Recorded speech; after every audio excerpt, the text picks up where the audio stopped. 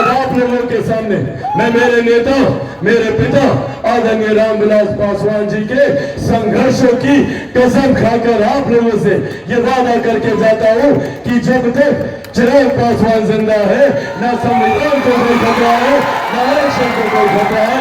ये वादा आप लोगों से करके जाता।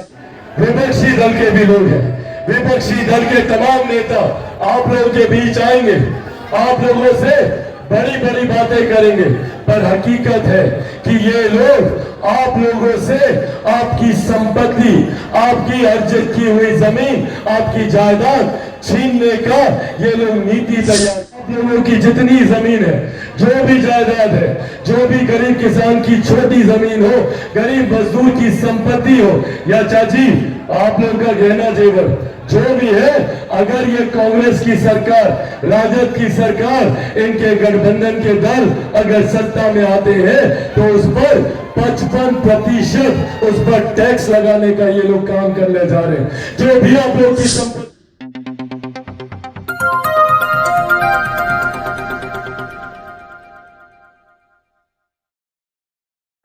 आदरणीय बुजुर्गों, माताओं, बहनों, मेरे तमाम नौजवान युवा साथियों, सबसे पहले आपसे गुजरात का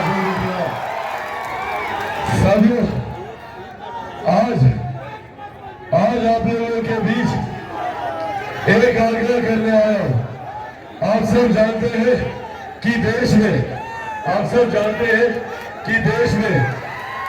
3 चरण का मतदान हो चुका है, और इस 3 चरण के मतदान के बाद एक बात स्पष्ट है, एक बात तय है कि 4 तारीख को जब ईवीएम मशीन खुलेगी तो हमारे मौजूदा प्रधानमंत्री आदरणीय नरेंद्र मोदी जी तीसरी बार देश के प्रधानमंत्री बनने जा रहे हैं, इसमें कोई संदेह नहीं है। पर साथियों, जब प्रधानमंत्री जी तीसरी बार देश के प्रधानमंत्री बने तो ऐसे में आपके प्रतिनिधि, आपके सांसद एक ऐसे व्यक्ति होने चाहिए जो प्रधानमंत्री जी के बगल में बैठकर आप लोगों की समस्या का समाधान करने का काम करे, आप लोगों के विकास के लिए काम करने का काम करे। साथियों, आज यहाँ पर चंद्रेश्वर प्रसाद चंद्रवंशी जी के लिए हम सब आज उनके लिए आग्रह करने आप लोगों के समक्ष आए हैं, क्योंकि आज जब आप लोग चंद्रेश्वर प्रसाद चंद्रवंशी जी को जब आप लोग जिताने का काम करेंगे तो ये जीत सिर्फ चंद्रेश्वर जी की नहीं होगी, ये जीत हमारे प्रधानमंत्री आदरणीय नरेंद्र मोदी जी की होगी, उनको प्रधानमंत्री बनाने की होगी। और साथियों, हमारे प्रधानमंत्री जी का तीसरी बार देश का प्रधानमंत्री बनना जरूरी है। आज से 1 दशक पहले हम में से कोई नहीं जानता था कि भारत की अर्थव्यवस्था कौन से पायदान पर है। पहली बार देश में कोई ऐसे प्रधानमंत्री आए जिन्होंने भारत की अर्थव्यवस्था को दुनिया की 5वीं सबसे बड़ी अर्थव्यवस्था बनाने का काम किया। जब अर्थव्यवस्था मजबूत होती है तो हर राज्य का राजस्व बढ़ता है, जब राज्य का राजस्व बढ़ता है तो हम लोग के क्षेत्र का आर्थिक विकास होता है, हर गरीब व्यक्ति के हाथ में ज्यादा कमाई आती है, प्रति व्यक्ति आय में इजाफा होता है, और इसी का परिणाम है कि आज देश में 25 करोड़ से ज्यादा लोग गरीबी रेखा से बाहर निकलकर मुख्य धारा के साथ जुड़ने का काम किए हैं। ये देश हमारे प्रधानमंत्री आदरणीय नरेंद्र मोदी जी की है। जब पहली बार देश में एक प्रधानमंत्री ने महिलाओं के सम्मान की चिंता कर उनके लिए शौचालय बनाए, उनके लिए उज्ज्वला योजना देने का काम किया।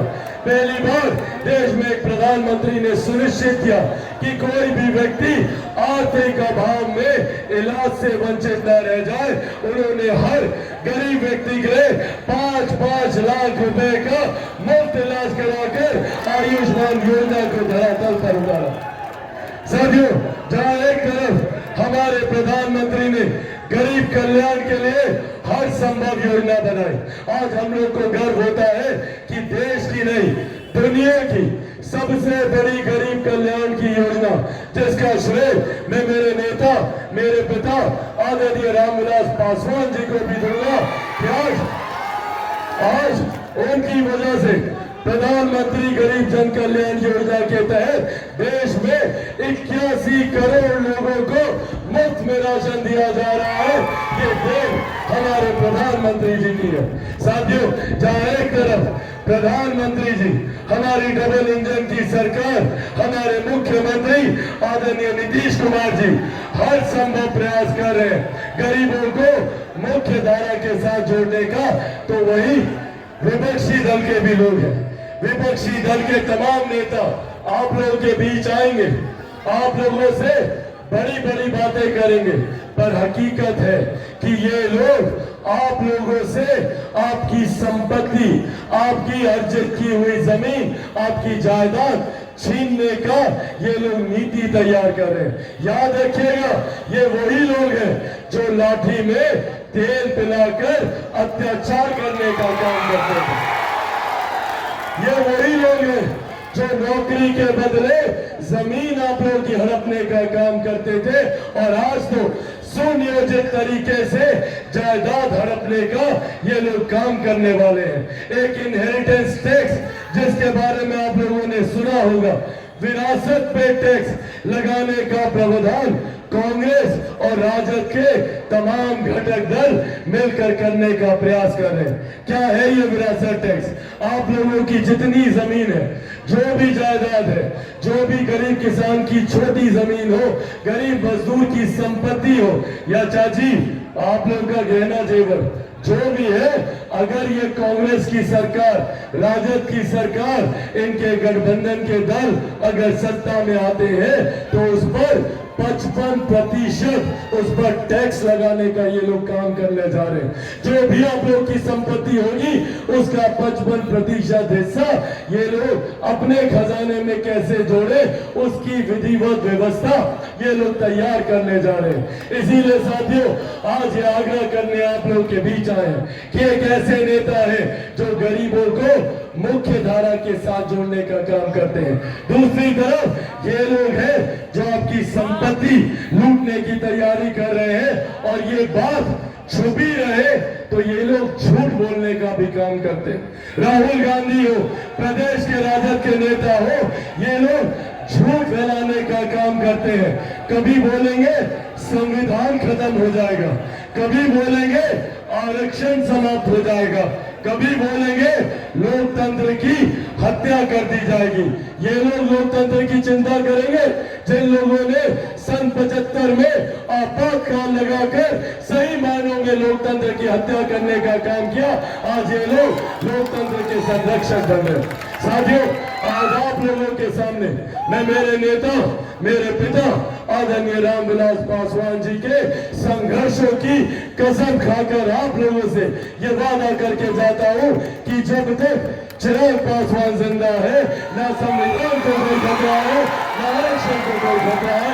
ये वादा आप लोगों से करके जाता हूं। पर हाँ, खतरा है तो हर उस गरीब कल्याण की योजना पर जिसको ये लोग बंद करना चाहते हैं। जिन जिन लोगों को 5 किलो अनाज मिलता है, किन किन को मिलता है, हाथ उठाकर बताइए।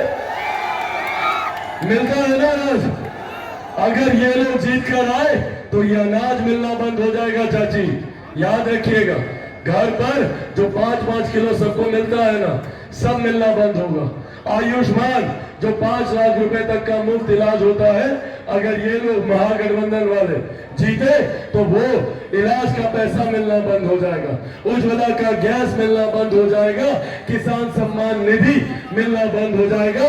इस सोच के साथ ये महागठबंधन वाले लोग आगे बढ़ने का काम कर रहे हैं। इसीलिए साथियों, आज बस ये आग्रह करने आप लोग के बीच आए हैं कि आप सब लोग, जरूरी है प्रधानमंत्री जी के हाथ को मजबूत करना। जब आप लोग आगामी 1 तारीख को चुनाव है ना, हाँ 1 तारीख को है ना, 1 तारीख को जब आप लोग मतदान केंद्र जाइएगा और वहां पर जाकर कौन से छाप पर बटन दबाइएगा, पहले बताइए। तीर छाप पर। जब तीर छाप पर बटन दबाइएगा तो वो बटन हमारे प्रधानमंत्री आदरणीय नरेंद्र मोदी जी को तीसरी बार देश का प्रधानमंत्री बनाएगा। एक ऐसे प्रधानमंत्री जिन्होंने तमाम विवादित मुद्दों को हल करने का काम किया। धारा 370 को हटाकर देश को एक अखंड भारत बनाने का काम किया। उन्होंने भगवान श्री राम को ऐसे ही, भगवान श्री राम 500 साल से टेंट में बैठे हुए थे। सोचिए, पहली बार देश में कोई ऐसे प्रधानमंत्री आए जिन्होंने अयोध्या में भव्य राम मंदिर का निर्माण करके भगवान श्री राम को उस मंदिर में विराजमान करने का काम किया। ये सोच हमारे प्रधानमंत्री जी की। देश की आधी आबादी को भारत की संसद में उचित प्रतिनिधित्व देकर नारी शक्ति अधिनियम को लागू करने का काम किया। तो आपका ये बटन जहां प्रधानमंत्री जी को प्रधानमंत्री बनाएगा, तो वही हमारे मुख्यमंत्री आदरणीय नीतीश कुमार जी को मजबूती देने का काम करेगा, आदरणीय जीतनराम मांझी जी को मजबूती देने का काम करेगा, आदरणीय उपेंद्र कुशवाहा जी को मजबूती देने का काम करेगा, और आप सबका बेटा, आपके भाई चिराग पासवान को भी मजबूती देने का काम करेगा। तो इन्हीं शब्दों के साथ आप सब लोग तैयार है ना जिताने के लिए? 1 तारीख को जाइएगा ना अपने तमाम युवा साथियों से? जाइएगा ना? जाइएगा? अकेले जाइएगा? सबको लेकर जाना है। चाचा चाची, दादा दादी, नाना नानी, गांव में कोई छूटना नहीं चाहिए। सबको लेकर जाइए। तो एक बार दोनों हाथ उठाकर सोलर नानी से अपना आशीर्वाद दे दे। बहुत बहुत धन्यवाद। एनडीए गठबंधन जिंदाबाद, एनडीए गठबंधन जिंदाबाद, एनडीए गठबंधन जिंदाबाद। बहुत बहुत धन्यवाद साथियों। जय हिंद, जय बिहार। बहुत बहुत धन्यवाद।